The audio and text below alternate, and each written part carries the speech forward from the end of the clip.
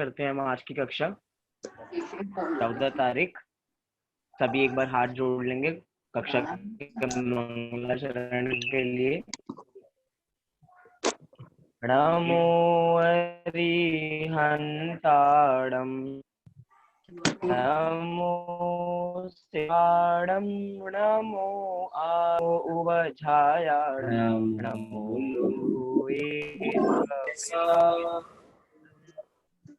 मंगलम भगवान मंगलम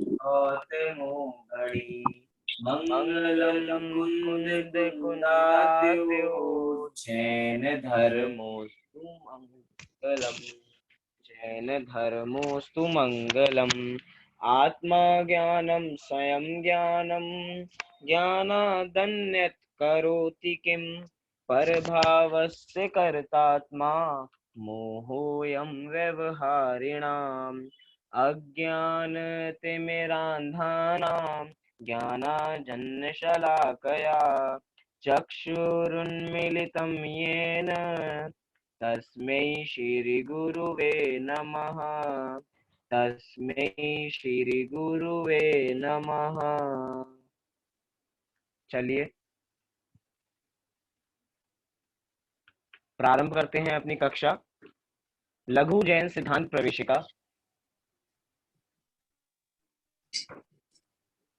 जिसके माध्यम से है कि जैन सिद्धांत कहते क्या हैं।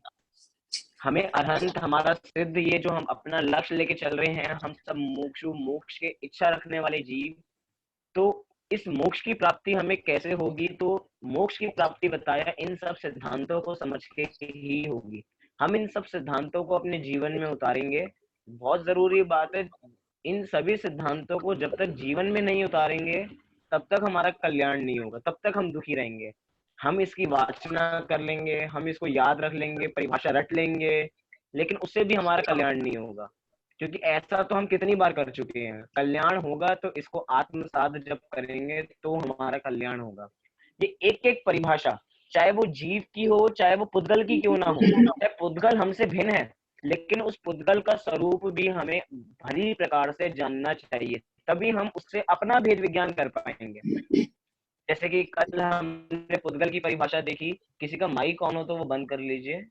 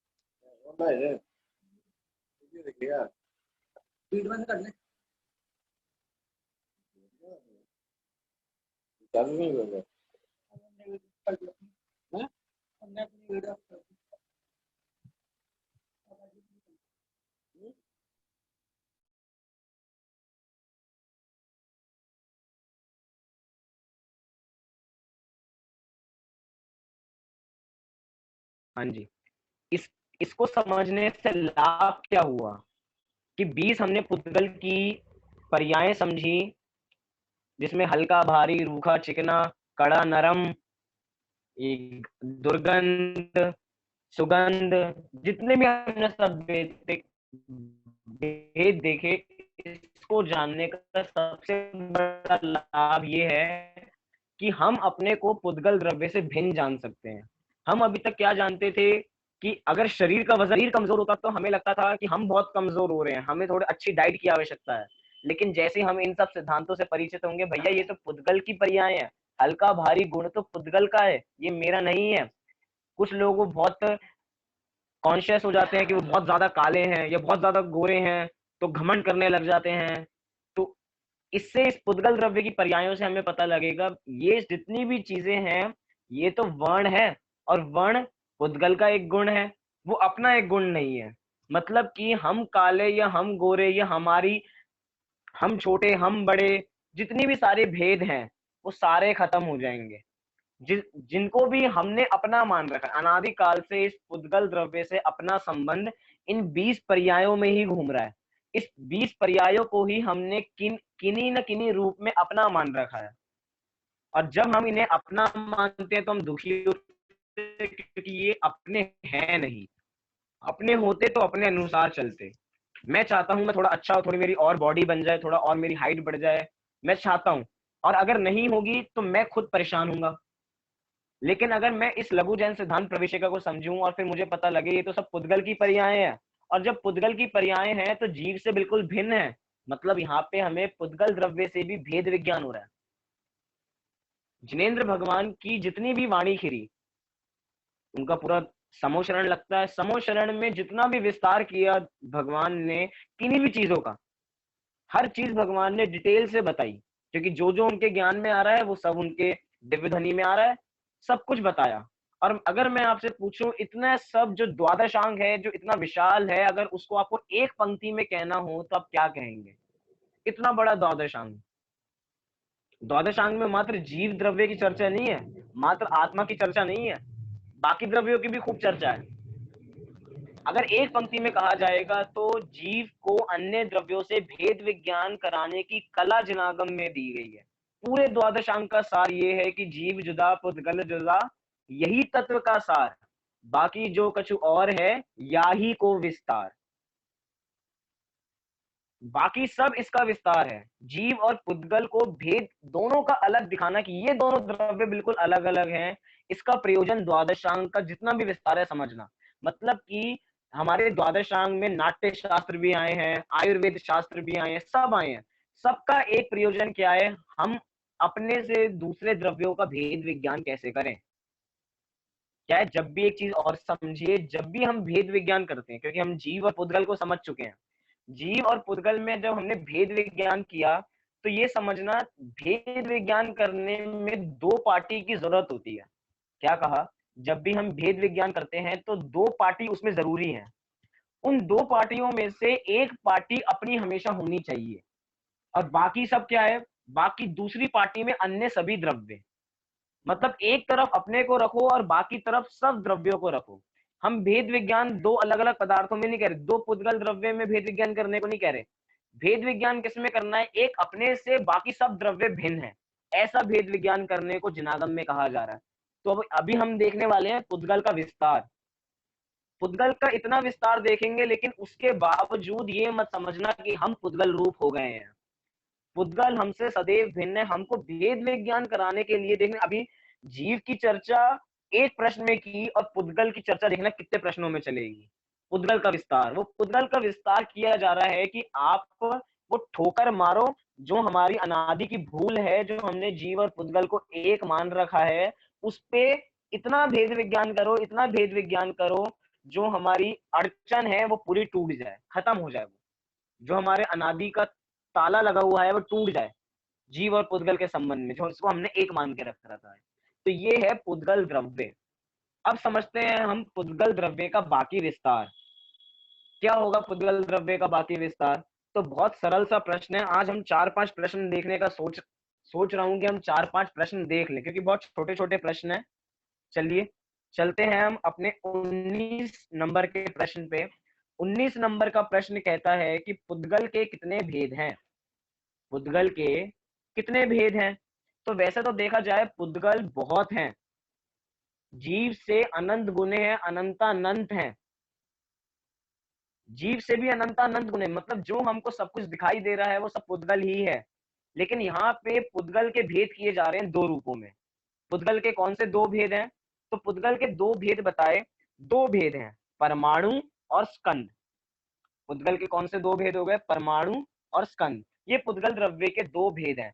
परमाणु भी पुद्गल है और स्कंद भी पुद्गल है। अब इसका बाकी विस्तार समझते हैं कि ये परमाणु क्या होता है, परमाणु किसे कहते हैं, स्कंद किसे कहते हैं। ये आगामी प्रश्न में इसका प्रश्न ही है, तो सीधा प्रश्न पढ़ते हैं हम अगला। 20 नंबर का प्रश्न है कि परमाणु किसे कहते हैं। सीधा सीधा प्रश्न, हमने दो भेद देख लिए। परमाणु किसे कहते हैं? किसे कहते हैं परमाणु? आज की डेट में आज साइंस बड़ा आगे बढ़ गई है, तो परमाणु क्या है? एटम्स, एटम्स होंगे, कार्बन्स होंगे, जिसको हम परमाणु कहते हैं। आजकल अगर हिंसक रूप में देखा जाए तो एक परमाणु बम भी होता है। कौन सा परमाणु की चर्चा हम कर रहे हैं? क्या इन सब चीजों में ये परमाणु है? हम बात कर रहे हैं जैन धर्म के परमाणु की। जैन धर्म का परमाणु मतलब ये नहीं कि उस परमाणु पे जैन धर्म की कोई सील लगी है। जैन धर्म के संबंध में परमाणु की व्याख्या क्या है, हम वो देखते हैं कि परमाणु कहते किसे हैं। शब्द से ही अगर हमें समझ में आ रहा हो, परमाणु, परम प्लस अणु, अणु मतलब उसका सबसे छोटा, और परम माने सर्वोत्कृष्ट, सबसे ज्यादा छोटा। जिस शब्द में परम लग जाए मतलब समझना वो सर्वोत्कृष्ट हो गया, सबसे ऊंचा हो गया, और उसके आगे जो भी शब्द लगा उसके उसके अनुसार हम अर्थ कर लेंगे। यहाँ पे अणु है परम के लिए, तो सबसे छोटा पुद्गल का अंश, उसका नाम है परमाणु।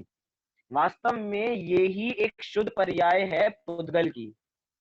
यही एक पुद्गल द्रव्य है जो शुद्ध रूप में पाया जाता है। स्कंद तो वास्तव में विकार रूप है, क्योंकि मिलजुल के बनता है।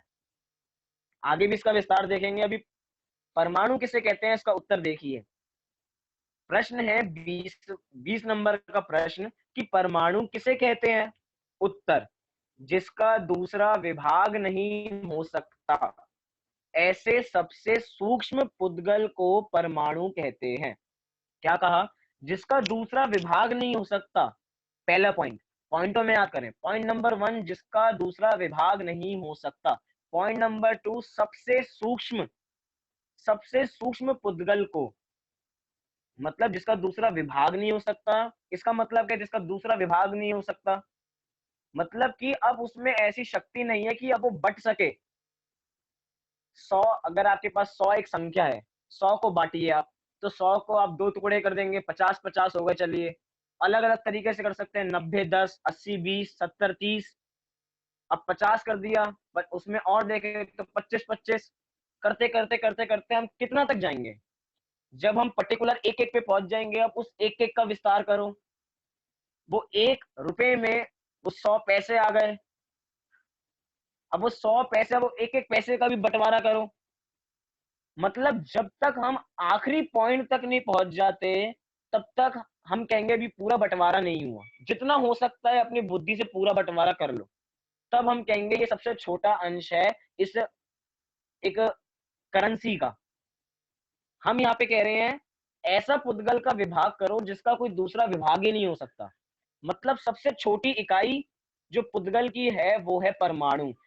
इतना छोटा कि अब उसका कोई दूसरा भेद नहीं हो सकता। हम चाहें कि अब उसको दो में डिवाइड कर दें, ऐसा उसमें क्षमता नहीं है। इसको जिनागम में और अंत से रहित होता है। क्या कहा? ये जो परमाणु होता है वो आदि मध्य अंत से रहित होता है। मतलब क्या? जिस भी वस्तु की आदि होगी या मध्य होगा और अंत होगा, समझना इस बात को, जिस भी वस्तु की आदि मध्य और अंत होगा उसका विभाग होना संभव है। किसी भी चीज की आदि होगी तो समझिए उसका अंत भी है। जिस चीज की भी स्टार्टिंग है तो उसका अंत भी है। अब जब स्टार्टिंग और एंड पॉइंट है मतलब बीच में भी कुछ होगा, मतलब मध्यम में भी कुछ होगा, मतलब कि इसमें विभाग संभव है। लेकिन परमाणु के लिए कहा जा रहा है परमाणु जो होता है वो आदि मध्य और अंत से रहित होता है। मतलब ना उसमें कोई स्टार्टिंग है ना कोई उसमें एंड है। जब स्टार्टिंग और एंड ही नहीं है तो मध्यम का क्या सवाल रहेगा? वो तो बन ही नहीं सकता जब आदि नहीं है और अंत नहीं है। तो इसको कह रहे हैं सबसे सूक्ष्म हो गया, अब इसका भेद नहीं हो सकता।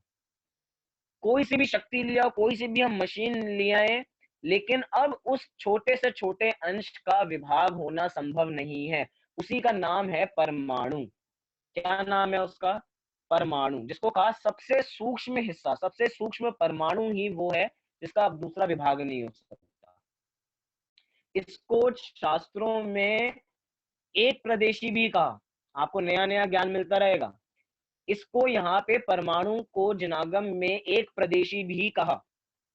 और जिस जिसको एक प्रदेशी कहा जाता है उसको अप्रदेशी के नाम से भी जाना जाता है। क्या बात कर रहे हो? एक प्रदेशी तो है और आप उसको अप्रदेशी क्यों कह रहे हो? लेकिन भैया हम नहीं कह रहे हैं, ये जिनागम कह रहा है। जिनागम में जो जो एक प्रदेशी है उसकी एक अपेक्षा से वो अप्रदेशी भी है। क्लास में 40 बच्चे आए, क्लास में कोई 40 बच्चे हों और 2-3 बच्चे आए हों, तो कहा जाता है आज तो कोई बच्चे ही नहीं आए हैं कक्षा में, किसको पढ़ाएं हम। और अगर कोई हम जैसा पहुंचे, हम कहें 2-3 बच्चे तो आए हैं, आप ये क्यों कह रहे हैं कोई नहीं आया है। लेकिन उन 2-3 बच्चों को उन 40 के सामने कुछ नहीं समझा जाता, कहा जाता है कोई नहीं आया आज। ऐसे ही जो एक प्रदेशी होता है उसको अप्रदेशी के नाम से जाना जाता है। तो ये जो पुद्गल द्रव्य है, जो ये परमाणु रूप पुद्गल द्रव्य है, वो अप्रदेशी है। अप्रदेशी है माने एक प्रदेशी है। अब इसका कोई दूसरा भेद नहीं हो सकता जो एक प्रदेशी है। अब इसमें ऐसी क्षमता नहीं है। अगर आपका एक प्रश्न बने परमाणु है, परमाणु का कुछ आकार बताओ, कैसा होता है परमाणु, कोई ना कोई आकार तो होगा ही होगा, दिखाओ हमें कोई आकार। तो जिनागम में इसके लिए विविध मत हैं, क्योंकि ये इतनी सूक्ष्म बात है कि ये हमारी आंखों से पकड़ में नहीं आएगी। साइंटिस्ट माइक्रोस्कोप ले आए, उससे पकड़ भी 50 साल 100 साल बाद भी कोई मशीन ऐसी बन जाए जो 50-100 गुना जूम करके भी देख पाए, लेकिन वो इस परमाणु तक नहीं पहुंच सकती है। वो उस परमाणु तक नहीं पहुंच सकती है। तो हम पूछे इसका आकार क्या है, अगर हमें दिखे तो हम आकार बता दें, लेकिन इतना सूक्ष्म है कि इसके अलग अलग मत मिलते हैं जिनागम में कि इसका आकार क्या है। एक आकार आपको, अगर आप जैन कोश देखेंगे, जैन डिक्शनरी देखेंगे, तो जैन डिक्शनरी के अंदर इस परमाणु का आकार बताया, तो परमाणु का आकार एक बताया गोलाकार रूप में भी परमाणु का आकार होता है, एक बताया स्क्वायर रूप में भी परमाणु का आकार होता है, और एक जगह मिला कि परमाणु का आकार षटकोण भी होता है, मतलब 6 साइड का जो हो वो परमाणु है। मतलब परमाणु का आकार, क्योंकि उसमें भी एक प्रदेशत नाम का एक गुण होगा। प्रदेशत गुण क्या कह रहा है, जिस शक्ति के कारण द्रव्य का कोई ना कोई आकार हो। अब पुद्गल द्रव्य भी जो परमाणु रूप में है वो भी तो एक द्रव्य है, वो भी पुद्गल द्रव्य, उसका भी कोई ना कोई आकार होगा। तो 3 चीजें मिली, या तो वो गोल है, या वो चकोर रूप में है, या षटकोण रूप में है। ऐसे 3 मत हमारी जिनवाणी में मिलते हैं कि इसके संबंध में कि ये ऐसे ऐसे परमाणु हमें दिखता है कि इस आकार में। हमारे आचार्यों ने इसके संबंध में 3 मत बताए हैं। इतना हम सबको समझ में आया। अभी तक की हमने परमाणु में चर्चा देखी। परमाणु वो है जो सबसे सूक्ष्म हो, जिसका कोई दूसरा विभाग नहीं हो सकता हो। ऐसे सूक्ष्म पुद्गल को क्या कहते हैं, परमाणु कहते हैं। ये अप्रदेशी होता है और ये एक प्रदेशी है, इसी के कारण इसको अप्रदेशी कहा जा रहा है। और हमने देखा कि इसका आकार क्या होगा, तो इसका आकार हमने हो सकता है ये गोल रूप में, चकोर रूप में, या षटकोण रूप में। अब आप शंका करें कि हमारे जैन शास्त्र तो सच्चे हैं, इसमें कुछ एक चीज बताओ, ये तो हमने शंका में डाल दिया कि गोल है। अब यहाँ पे कह रहे हैं ये जिनवाणी में अलग अलग आचार्यों को अपने अपने अलग अलग गुरुओं से जैसा ज्ञान मिला उन्होंने उसके संबंध में वैसा लिखा। हम ऐसा नहीं कह सकते कि गोल है तो ये सही होगा, या षटकोण है तो ये सही होगा, या चकोर सही होगा। तीनों मत मिलते हैं, हम तीनों को स्वीकार कर लेंगे। हमें कोई ऐसी लड़ाई नहीं है, हम तो तीनों को हम तो बहुत, हमारे तो दृष्टिकोण ही बहुत बड़ा है, हम हर चीज को स्वीकार कर लेंगे। मतलब इसमें हमें शंका नहीं करनी। अगर हम सुबह के विषय से थोड़ा कंसल्ट करें, शंका मन नहीं करनी कि परमाणु का आकार क्या है। कुछ चीजें केवल ज्ञान गम्य है तो केवल ज्ञान गम्य रहने दें। अगर हम जान भी लें तो हम परमाणु का आकार तो अपनी आंखों से देख नहीं सकते, लेकिन ये समझ लेंगे कि परमाणु जो है वो सबसे छोटा, जैसे हर चीज इकाई होती है ना, इकाई हर चीज की, तो पुद्गल की इकाई क्या है, वो परमाणु है जो सबसे छोटा है। एक चीज और समझना, जो ये परमाणु है, हम पूछे परमाणु, जो पुद्गल परमाणु है, जो जितना भी चीजें हमें दिखाई दे रही है सब क्या है, सब पुद्गल ही है। अब मैं इसमें ये कह रहा हूं, जो हमने पुद्गल के 2 भेद किए, कौन कौन से किए, एक हमने किया परमाणु और एक हमने भेद किया स्कंद। ऐसे 2 भेद किए। इन 2 भेदों में आप ये समझना, ऐसे अनंत परमाणु हैं जो स्कंद रूप नहीं हुए हैं, और बहुत परमाणु ऐसे हैं जो अनादिकाल से परमाणु रूप ही थे, परमाणु रूप ही हैं और परमाणु रूप ही रहेंगे, कभी भी स्कंद रूप नहीं होंगे। ये मैंने पॉइंट इसलिए बोला क्योंकि अब हम स्कंद को समझने जा रहे हैं आगे कि स्कंद किसे कहते हैं। स्कंद को समझ लेंगे तो सारा हमारा पहले का इस पॉइंट में मैं फिर चर्चा करूंगा। चलते हैं अगले प्रश्न पे। प्रश्न नंबर है 21। क्या है? प्रश्न नंबर 21, स्कंद किसे कहते हैं? क्या कहा? स्कंद किसे कहते हैं? तो उत्तर दिया, दो या दो से अधिक परमाणुओं के बंध को स्कंद कहते हैं। जब तक वो एक था तब तक वो परमाणु था। क्या कहा? जब तक वो एक था तब तक वो परमाणु था। जैसे ही वो दो की संख्या में आ गया, मतलब एक परमाणु दूसरे परमाणु से मिल गया, तो वो उसका उसका नाम अब बदल गया। अब वो परमाणु नहीं रहा, अब वो स्कंद हो गया।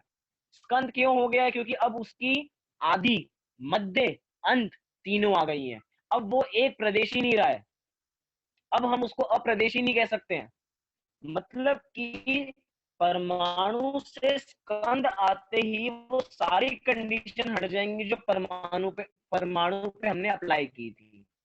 परमाणु पे जो जो कंडीशन की थी वो स्कंद पे अप्लाई नहीं होंगी। यहाँ पे कह रहे हैं दो या दो से अधिक परमाणुओं के बंध को। सारे परमाणु हमारे जगत में सारे फैले हुए हैं, अनंत अनंत अनंत परमाणु फैले हुए हैं। उनमें से जब दो परमाणुओं का बंध हो जाए, बंध मतलब हो जाए जब वो मिल जाए, तब क्या होगा? तब उसका नाम पड़ जाएगा स्कंद। अब दो मिले, तीन मिले, चार, पांच, छह, सात, कैसे मिले हमको? दो, अब और उससे अधिक, दो या उससे अधिक जितने भी हम मिलेंगे, अब वो सबका क्या एक नाम? स्कंद। बस शर्त ये है एक से अधिक होना चाहिए। अगर वो एक से अधिक है तो हम ये समझें वो सारी डेफिनेशन किस पे लग जाएंगे? सब स्कंद पे लग जाएंगी। अब मैं पूछूं 50 स्कंद, 50 परमाणु का बंध क्या है? स्कंद है। 100 का, वो भी स्कंद है। 1000 का, वो भी स्कंद है। एक को छोड़ के बाकी सब संख्या किसमें जा रही है? सब स्कंद में जा रही है। आप ये विचारिए, हमें जितनी भी जगत में वस्तुएं दिखाई दे रही हैं वो सब स्कंद हैं। जितनी भी वस्तुएं जगत में दिखाई दे रही हैं सब स्कंद रूप में दिखाई दे रही हैं। यहाँ तक अगर और थोड़ी बड़ी बात कहें तो यहाँ पे तो कह रहे हैं दो या दो से अधिक। हमें दो परमाणु नहीं दिख सकते हैं।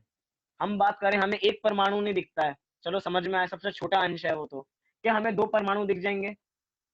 तीन परमाणु दिख जाएंगे? चलो वो भी छोड़ो, तीन तो चलो नहीं दिखेंगे। 50, 50 दिख जाएंगे? सोच के देखिए, कल्पना कीजिए एक बार। 1000, 5000, 5000 एक साथ मिल गए। क्या कह रहा हूं मैं? 50,000 परमाणु मिल जाए तो भी हमें अपनी आंखों से नहीं दिख सकते हैं। चलो 50,000 छोड़ो, 1 लाख, 1 करोड़, 10 करोड़, जितनी बड़ी से बड़ी आप अपने मन की राशि सोच सकते हैं सब सोच लो, लेकिन उसके बाद भी आपको वो नहीं दिखेगा। हमें जो सारे स्कंद दिखाई देते हैं ना अपनी आंखों से, जो हम अपनी आंखों से देख सकते हैं, जो भी चीज हमें अपनी आंखों से दिखाई दे रही है वो सब स्कंद है। और वो स्कंद ना ही संख्यात में आता है ना ही असंख्यात में आता है। मतलब कि एक पुद्गल जब संख्यात परमाणु मिल जाए तो स्कंद हो गया, लेकिन वो हमारी दृष्टिगोचर नहीं है, हमें नहीं दिखेंगे। चाहे कितनी से कितनी बड़ी संख्यात की वैल्यू ले लो आप, जितनी आपको गिनती आती है सब ले लो, वो है तो संख्यात। और संख्यात परमाणुओं का बंध जो जिसका हम नाम दे रहे हैं स्कंद, वो भी हमें आंखों से दिखाई नहीं देगा। यहाँ तक कि असंख्यात तक भी हमें अपनी आंखों से दिखाई नहीं देता। असंख्यात परमाणुओं के बंध जो जिसका नाम आप स्कंद पड़ गया है, संख्यात से भी ऊपर असंख्यात, वो भी हमें आंखों से दिखाई नहीं देता। हमें आंखों से क्या दिखाई देता है? हमें आंखों से जब अनंत परमाणु आपस में मिल जाते हैं और जब वो स्कंद नाम पाते हैं तो हमें कुछ दिखाई दे पाते हैं वो। क्या कहा? जब ना हमें संख्यात स्कंद दिखाई दे रहा है, ना हमें असंख्यात रूप स्कंद में जो वस्तु बन गई है ना हमें वो दिखाई दे रही है, हमें दिखाई दे रहा है वो अनंत। जब अनंत पुद्गल परमाणु मिल गए तो हमें वो वस्तु नजर आ रही है। आप कल्पना करके देखिए, हम अपनी आंखों पे इतना भरोसा करते हैं कि मैंने अपनी आंखों से देखा ना। बहुत बार लोग ऐसा कह देते हैं ना, मैंने अपनी खुद की आंखों से देखा, किसी और की आंखों से नहीं देखा, अपनी आंखों से। अब तो मेरी बात मानो। कौन सी बात हम आपकी माने? कौन सी बात माने? ये आंखें जो अनंत को देख पा रही हैं, गहराई में जाके नहीं देख पा रही है, हम उन आंखों पे विश्वास करें? मतलब ये इंद्रिय ज्ञान, हर एक चीज से हमें भेद विज्ञान हो रहा है। ये हमारा इंद्रिय ज्ञान कितना पराधीन है, जिसपे हम इतना घमंड करते हैं। देखो मेरी आंखें कितनी बड़ी हैं, मैं 1 किलोमीटर दूर का देख सकता हूँ, मैं 2 किलोमीटर दूर तक का देख सकता हूँ। ऐसा हम घमंड करने लग जाते हैं। लेकिन भैया सब ये पुद्गल का खेल है। ये हमें कुछ भी दिखाई दे रहा है ना, वो संख्यात ना असंख्यात, सीधा अनंत, इतनी बड़ी संख्या जब मिले तो हमें दिखाई दे रहे हैं।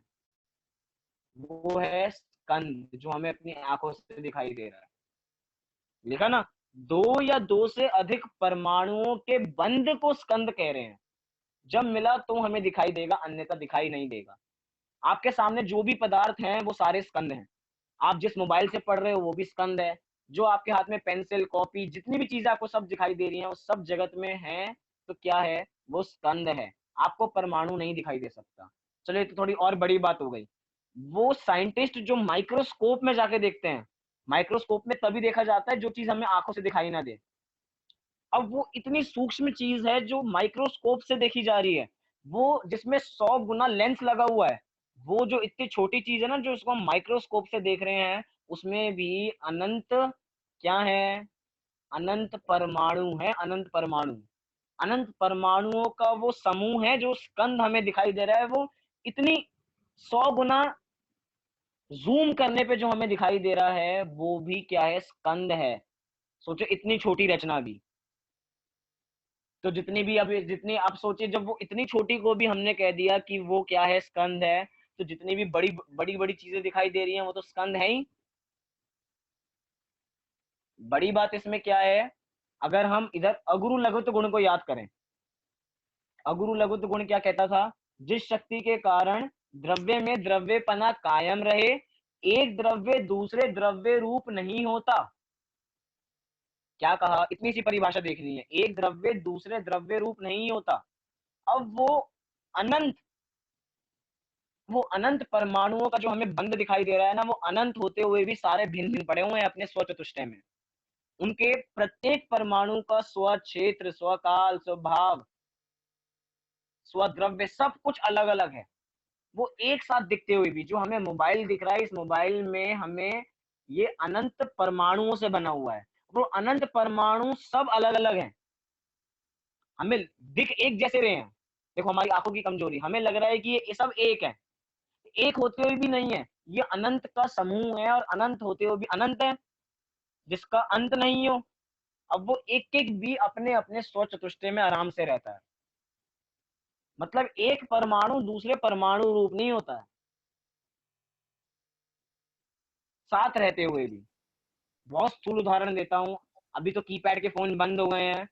कीपैड के फोन में जो जितनी भी संख्याएं बनी होती हैं, 1 2 3 4 5 6 7 8 9 10 हैश, जितनी भी सारी जीरो, जितनी भी संख्याएं हैं, वो सब आपस में नहीं मिल रही है ना।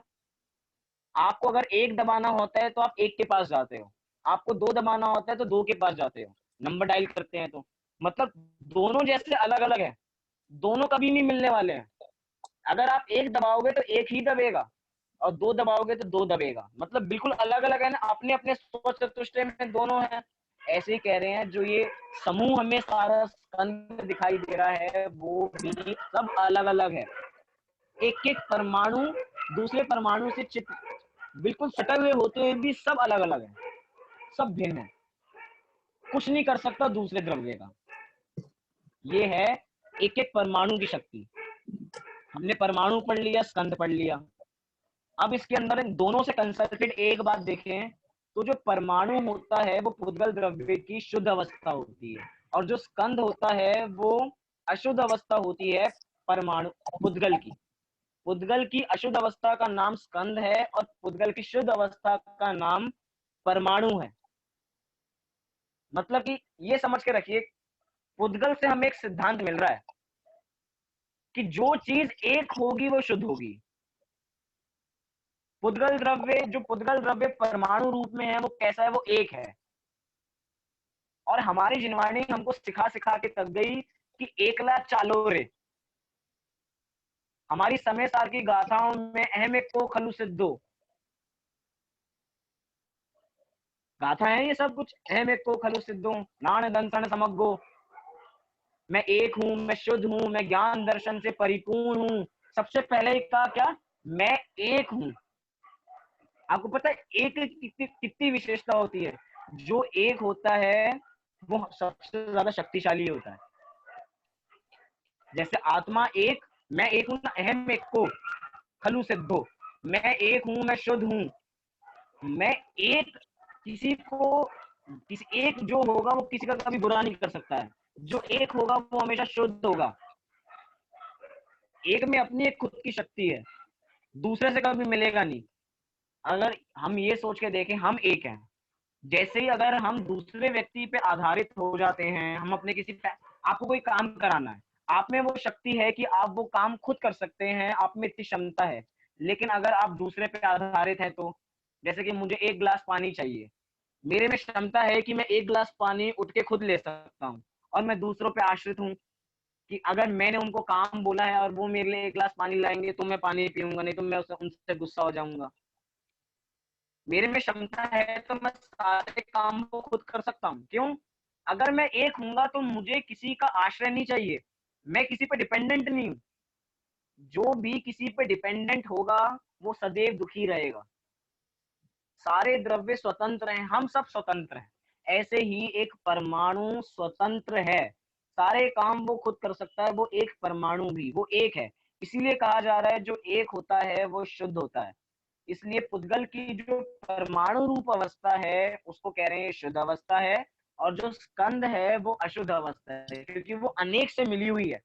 स्कंद अनेक से मिला हुआ है, दो या दो से अधिक के बंध को स्कंद कह रहे हैं। तो वो जोड़ है।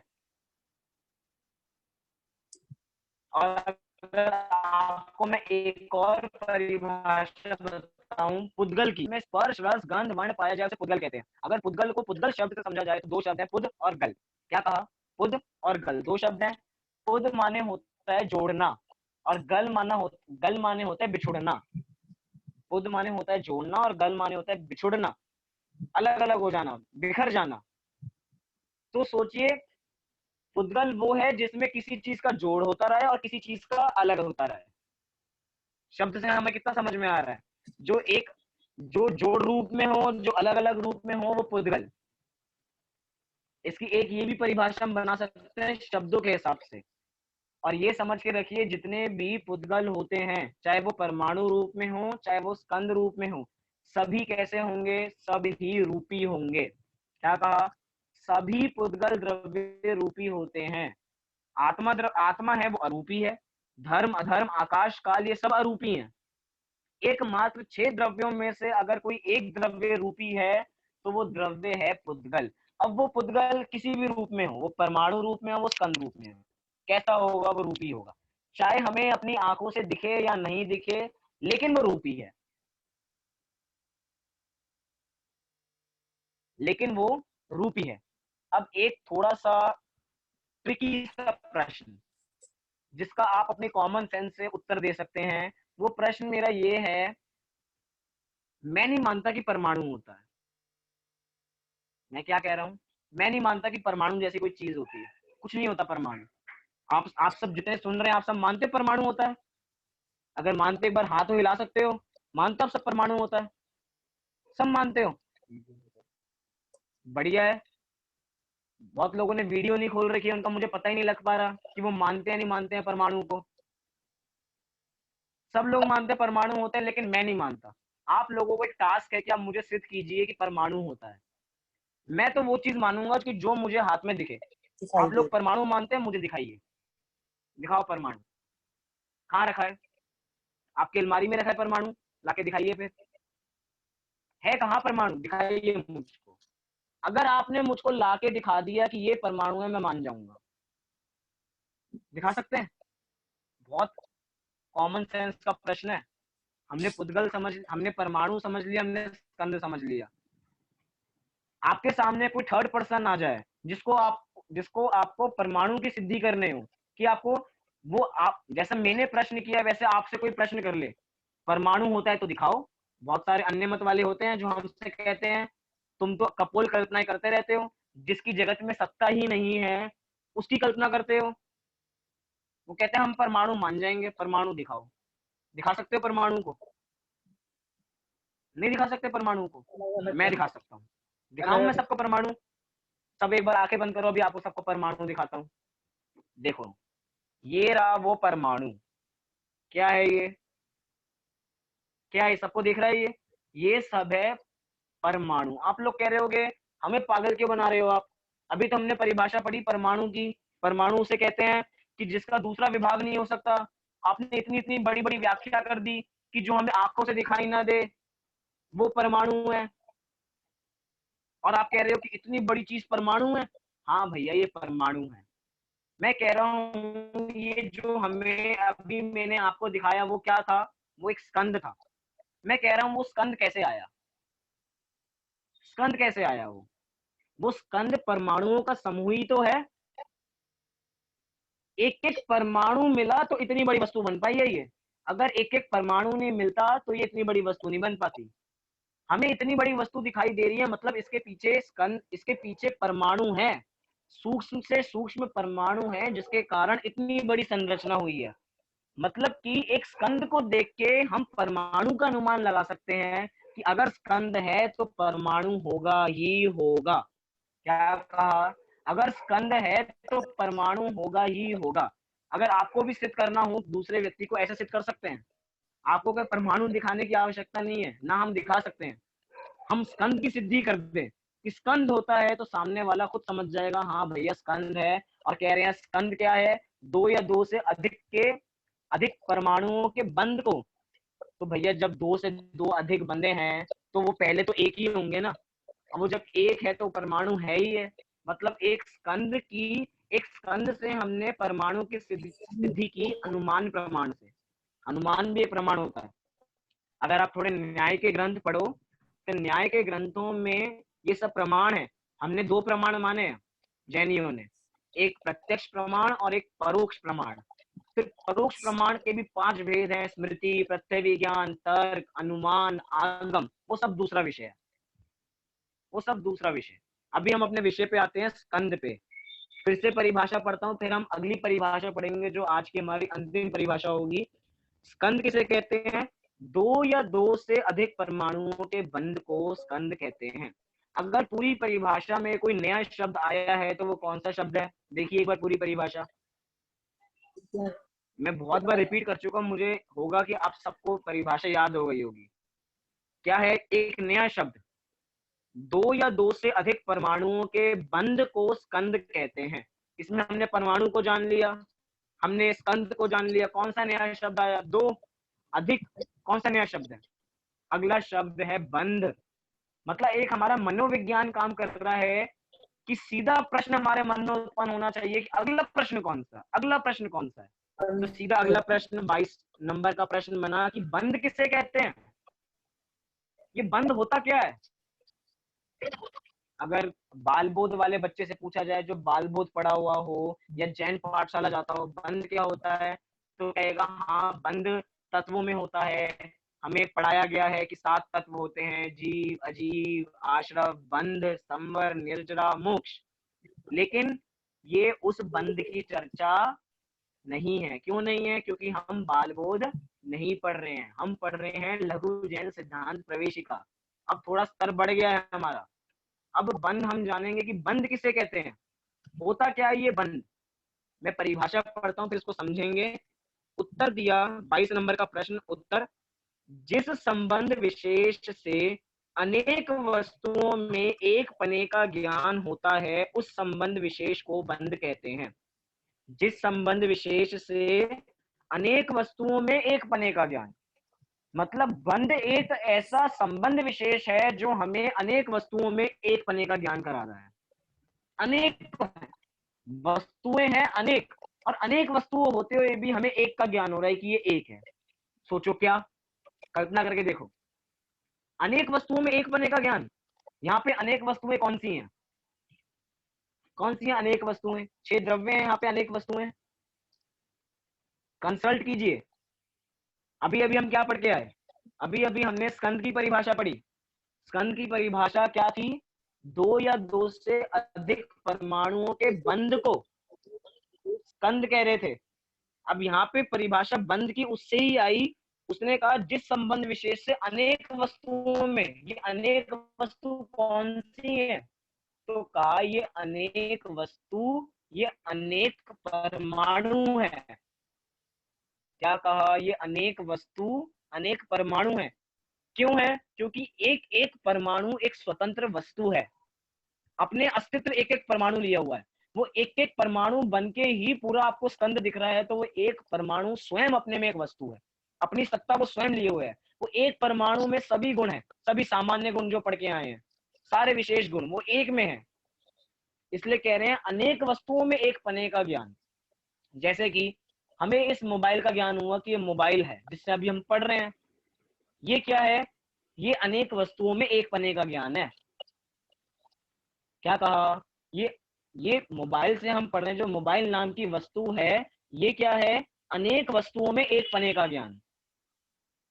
क्यों अनेक वस्तुओं में एक पने का ज्ञान क्यों है ये, इसके इस मोबाइल नामक पदार्थ में अनंत परमाणु है, और अनंत परमाणुओं को हमने एक नाम दे दिया मोबाइल। क्या नाम दे दिया, अगर हम अनंत परमाणुओं, वैसे तो स्वतंत्र हैं, मतलब कि कितना अच्छा विज्ञान है ये, कितना बढ़िया साइंस है इसके पीछे। वैसे तो सारी स्वतंत्र वस्तुएं हैं, एक एक परमाणु स्वतंत्र है, लेकिन एक एक परमाणु का हम नाम नहीं दे सकते। सोचो, एक नाम दो आप, परमाणु नंबर 1, परमाणु नंबर 2, परमाणु नंबर 3, ऐसे परमाणु अनंत तक जाओ, और फिर क्या हो, इज इक्वल्स टू मोबाइल। मतलब एक मोबाइल को कहने में ही अनंत काल निकल जाएगा हमारा, अगर हम कहेंगे तो। इस एक बंद नाम के एक संबंध विशेष ने हमारा सारा काम आसान कर दिया। उसने कहा अनेक वस्तुओं में एक पने को ज्ञान, अनेक अनेक वस्तुओं में एक पने के ज्ञान को आप बंद कह सकते हो। जैसे मोबाइल, हम ये पुस्तक से पढ़ रहे हैं, ये पुस्तक क्या है, हमने इसको पुस्तक नाम दिया, तो कैसे दिया, वैसे इसमें अनेक परमाणु हैं, अनेक परमाणु होते हुए भी इसका एक नाम पड़ गया पुस्तक। क्या नाम पड़ा, पुस्तक। कैसे पड़ा, क्योंकि ये अनेक परमाणुओं का बंध है, अनेक वस्तुओं में एक पने का ज्ञान। जिस ईयरफोन को मैं इस्तेमाल कर रहा हूं, इसको मैं ईयरफोन कैसे कह पा रहा हूं, ये ईयरफोन इसलिए है क्योंकि इसमें अनेक वस्तुओं में एक पने का ज्ञान हो रहा है। एक 5वीं क्लास के बच्चे, पांचवी कक्षा में 40 बच्चे पढ़ते हैं, उन सबको 5वीं कक्षा का आप कह रहे हो, तो कैसे कह रहे हो, क्योंकि सब में एक लक्षण है कि सभी 5वीं कक्षा में है। मतलब एक समूह को एक शब्द से कहना, ये रीति चलती आती है हमारी, शुरू से हम कहते हैं। अनेक में एक पने का ज्ञान हम करते ही है, सभी लोग करते हैं। जैसे कि मैं कहूं चाय क्या है, चाय क्या है, चाय है अनेक वस्तुओं में एक पने का ज्ञान। क्यों, अगर देखा जाए तो चाय तो सब अलग अलग चीजें हैं, सब अपनी अपनी कल्पना कर लीजिए आप कैसे कैसे चाय बनाते हैं, जो जो विशेष विशेष पदार्थ हम डालते हैं। डाले तो हमने 10 पदार्थ, और 10 पदार्थ को भी हम एक नाम दे दिया चाय। मैंने बहुत पहले, थोड़े दिन पहले उदाहरण दिया था, फिर से देता हूं मैं इसी संबंध में। हमारे पास चावल है, हमारे पास दाल है, हमारे पास तेल है, नमक है, मसाले हैं, पानी है। अगर मैं इन सबको एक नाम दूंगा तो क्या दूंगा, खिचड़ी। ये सब क्या है, खिचड़ी। इन सब का मेल, अगर हम कहें कि अगर आपसे कहा जाए आज हमें दाल चावल दाल चावल पानी मसाले खाने हैं, इसके बदले में भैया सीधा एक शब्द कह दो ना, हमें खिचड़ी खानी है, इतनी सारी व्याख्या क्यों कर रहे हो। मतलब हमारा काम आसान करता है ये संबंध विशेष, जो कह रहा है जिस संबंध विशेष से अनेक वस्तुओं में एक पने का ज्ञान होता है, उसको कहते हैं बंध। ये बंध तत्व 7 तत्वों वाला नहीं है, ये पुद्गल की चर्चा में चल रहा है। अब किसी पे भी घटा सकते हैं हम, जितने भी हमें चीजें दिखाई दे रही है सब पे हम घटाएं, हम इसका प्रयोग करें। जैसे मैंने अभी आपके सामने 3 उदाहरण दिए, मोबाइल का दिया, पुस्तक का दिया, खिचड़ी का दिया, चाय का दिया, 4 दे दिए। अब कुछ चीजें आप खुद घटित करें कि आप किसको संबंध विशेष कहते हैं। एक और बहुत उदाहरण दूं, थोड़ा बढ़िया उदाहरण है। ये जो हमारा ये दिखाई दे रहा है शरीर, जैसे मनुष्य है, हमने कहा ये मनुष्य है, तो ये मनुष्य में 2 चीजें आती हैं, एक मनुष्य और जो बाहर का ये पुद्गल दिखाई दे रहा है, ये दो के संबंध को हमने एक कह दिया। हमें आपके नाम से बुलाया कि आप आओ, तो आप दोनों चल के आए, आपका शरीर भी और आपकी आत्मा भी, मतलब दो में एक पने का ज्ञान हो गया। उदाहरण है, बस उदाहरण तक ही रखना है इसको। हमें दो में, इसके संबंध में हमें दो में एक पने का ज्ञान नहीं करना है, शरीर और आत्मा को एक नहीं समझना। उदाहरण के लिए मतलब कि अनेक अनेक वस्तुओं में एक पने का ज्ञान तो रीति है हमारी, हम ऐसे ही करते हैं। किसी पदार्थ को हम जानते हैं तो ऐसे ही जानते हैं। तो ये जितनी भी चर्चा है वो किसकी है? वो पुद्गल द्रव्य की है। पुद्गल द्रव्य से ही परमाणु स्कंद निकला। परमाणु किसे कहते हैं? स्कंद किसे कहते हैं? फिर स्कंद की परिभाषा से निकला कि बंध किसे कहते हैं। अब हमारी जो आगामी चर्चा होगी वो स्कंद पे होगी। अब फिर से प्रश्न बनेगा, स्कंद के कितने भेद होते हैं? मैं पूछता हूँ, स्कंद के कितने भेद होते हैं? आपके मन में शंका होगी। प्रश्न ये भी तो होना चाहिए था कि परमाणु के कितने भेद होते हैं। एक ये प्रश्न तो बना दिया कि स्कंद के कितने भेद होते हैं। आपके लिए एक होमवर्क, एक ऐसा प्रश्न क्यों नहीं बनाया कि परमाणु के कितने भेद होते हैं? बहुत लोगों को उत्तर मिल गया होगा। कल मैं इसका उत्तर दूंगा और सोचना इसके बारे में, बहुत कॉमन सेंस का उत्तर है। चलिए, अभी हमने जितना समझा उसको विचार करें, इन सब परिभाषाओं को याद करें, अपने में उतारें, भेद विज्ञान करें। इसी मंगल भावना के साथ आज की कक्षा मैं पूरी करता हूँ। कल सुबह की कक्षा यथा समय रहेगी, सुबह 8:30 बजे। सभी उसमें जुड़े। अन्य लोगों को वर्ण नमोकार मंत्र का पाठ करेंगे।